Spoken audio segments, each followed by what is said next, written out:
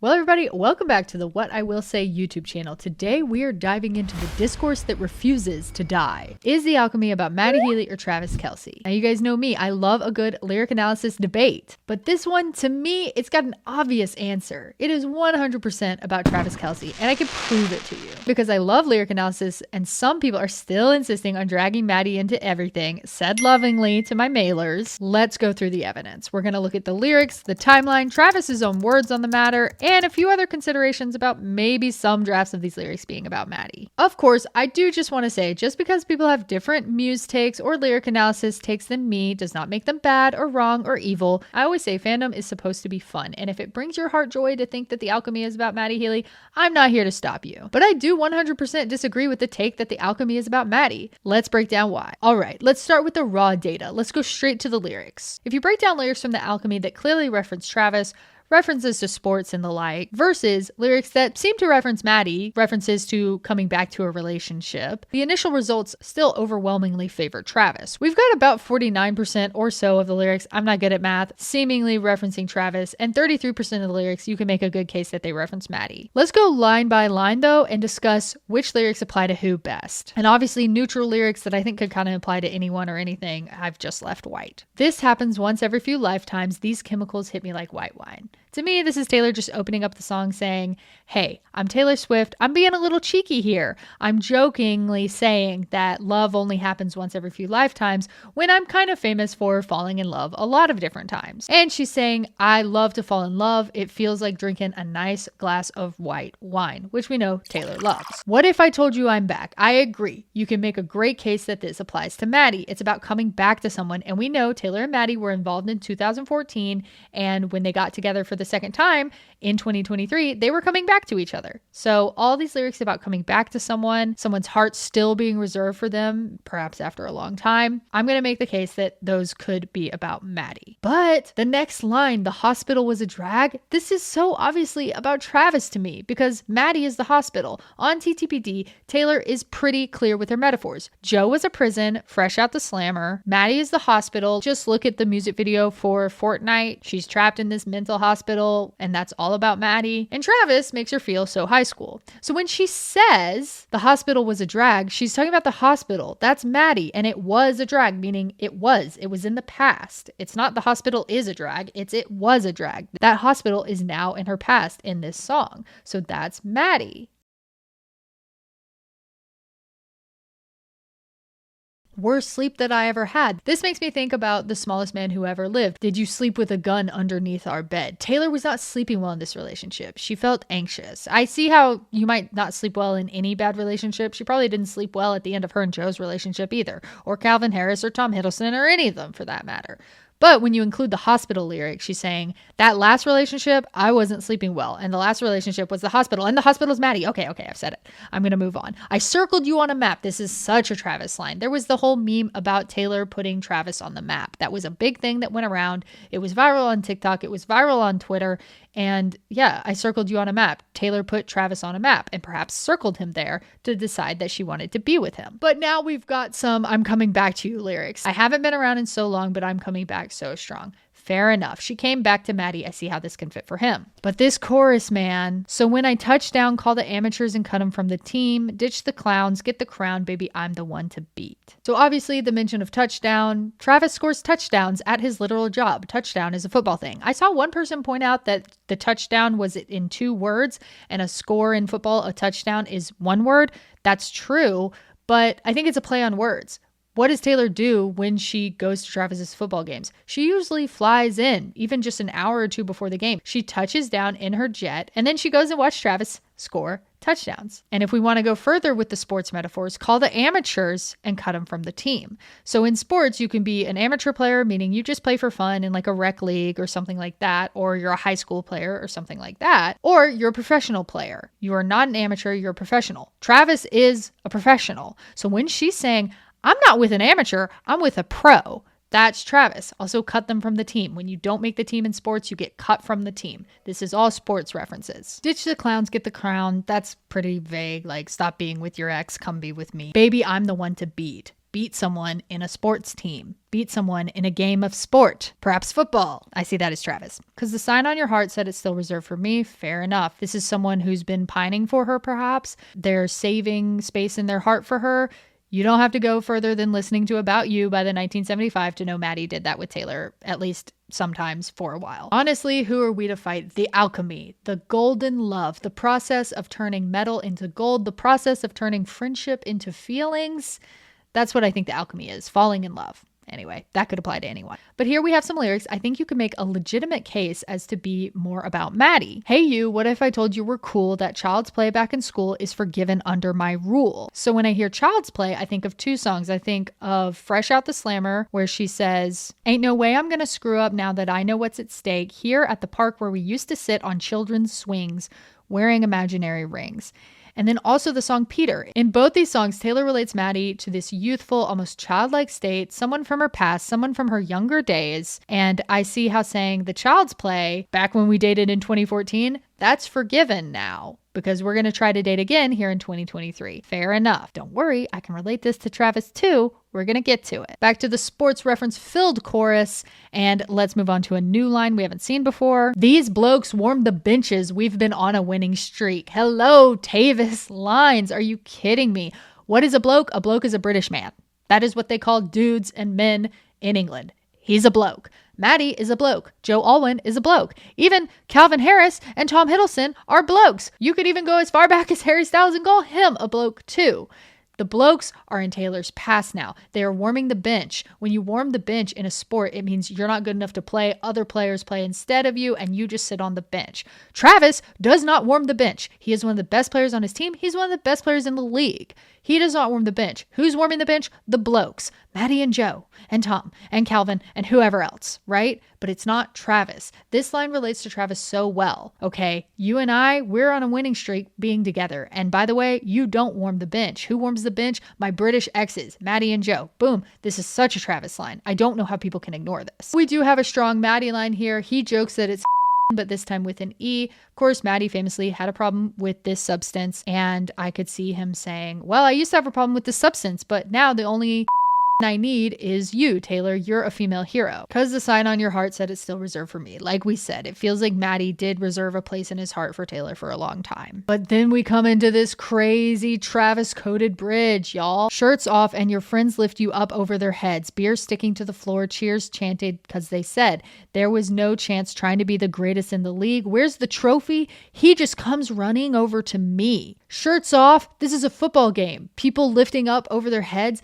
I'm not saying this is like directly related to Travis, but this sounds like a college football game and a frat house party afterwards, or even a high school football game where the kids have snuck in some beer. The fans are celebrating and they're lifting the players up on their shoulders to celebrate them.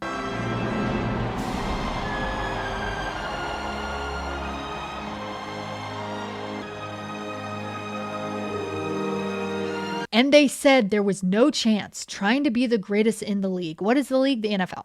That is what the NFL is called, the National Football League. That is the league. The NFL is referred to as the league. We go back to our Travis-y chorus, and then we get that line about one more time. Now the song's over. All the rest of the lyrics are ones we've already been over. But here's the thing. When you actually sit down with these lyrics, you can make them apply to Travis so easily. So let's talk about it. The lyrics about coming back to someone, forgiving child's play. I haven't been around in so long. For a second, let's consider another Taylor Swift song that is definitely about Travis and we all agree on. So High School. In So High School, Taylor talks about being nervous, wanting to hide from Travis, being shy around him, feeling kind of immature, and feeling so high school when she looks at him. They're hanging out, they're playing Grand Theft Auto, they're watching American Pie. It's a high school vibe when she spends time with him.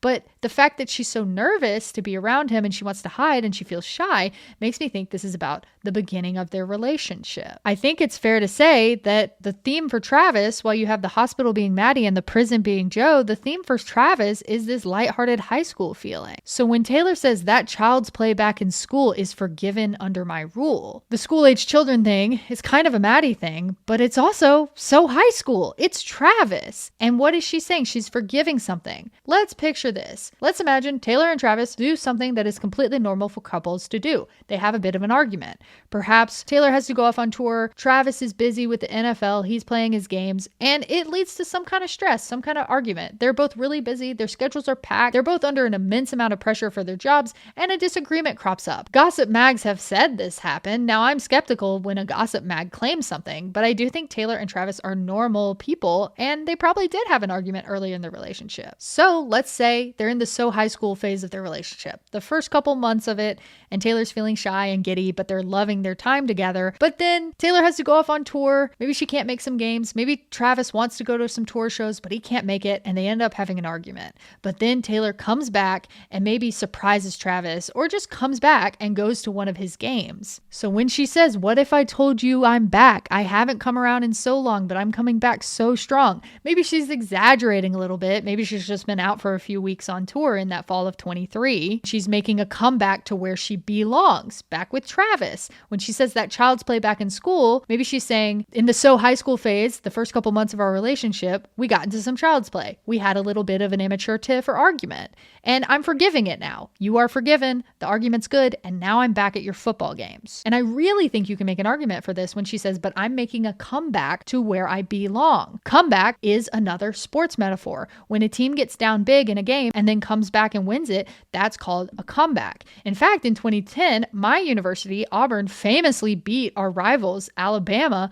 in a comeback game. And we were led by our quarterback, Cam Newton, at the time. He put the team on his shoulders. We got down several scores, and then we came back and win. What was that game called? It's called the comeback because it was a comeback victory. Comeback is a sports thing. So perhaps they have this little argument. Taylor goes away on tour, and then she makes a comeback. She comes back to Travis, and they make up, and the child's play back in school, the tiff or argument or disagreement they had in the so high school phase of their relationship, they made up from it. They got over it. It was child's play, and Taylor forgave it. So all this stuff about forgiving child's play and coming back and you still got a sign on your heart for me, that can all apply to Travis, particularly the sign line. People hold up signs at football games to cheer on their team, and she's talking about the sign that Travis has on his heart. It's still reserved for her, even though they had a little bit of a child's play, an immature tiff or argument in the so high school phase of their relationship. He's still got a sign on his heart for her, just like his fans hold up signs to celebrate him. And how about that line that references that drug that Matty is famous for using? I could kind of see Taylor telling Travis about that, and Travis kind of saying,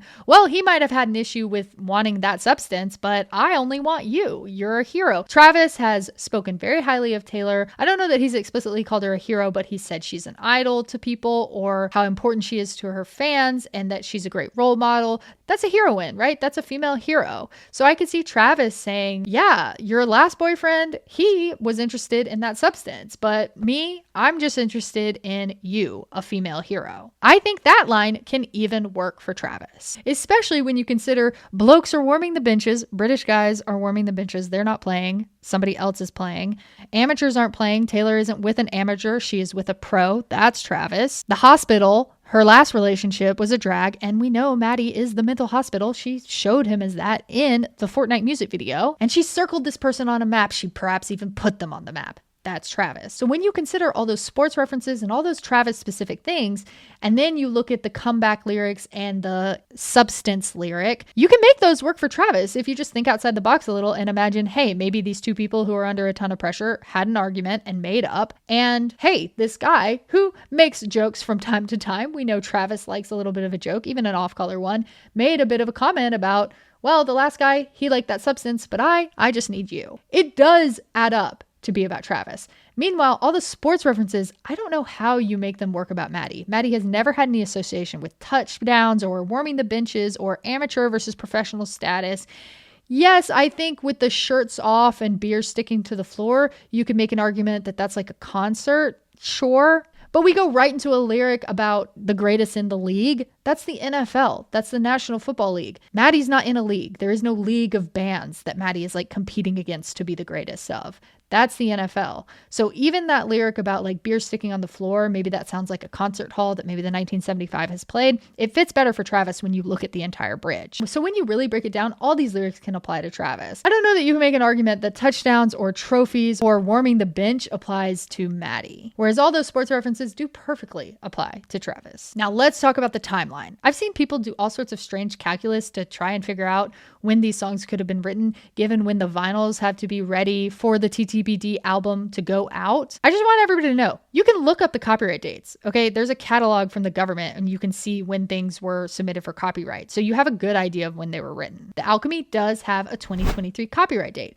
which does mean it cannot be about that Super Bowl that Travis won. That was in 2024. However, it could easily be about any of the other games Taylor saw Travis play in 2023. And let's ask the question, was Taylor writing love songs about Travis in 2023? Well, they did meet in 2023 in August, and guess what? So high school, it was written in 2023. So we can definitely agree that Taylor was writing love songs about Travis in 2023. So the timeline, while I see it could work for Matty too, she was with him in 2023, it still 100% easily works for Travis. She wrote So High School in 2023, she met Travis in 2023, and she went to plenty of his football games and would have been inspired by the things she saw in those games to reference all this sports stuff in the song in 2023. Now listen, if the song were written in 2022 and it had a 2022 copyright date, I would agree this has got to be about someone else, but it's not. It was written in 2023 and that timeline works fine for Travis. And if the lyrics in the timeline weren't convincing enough, what about the fact that Travis has said it's one of his favorite songs? On top of that,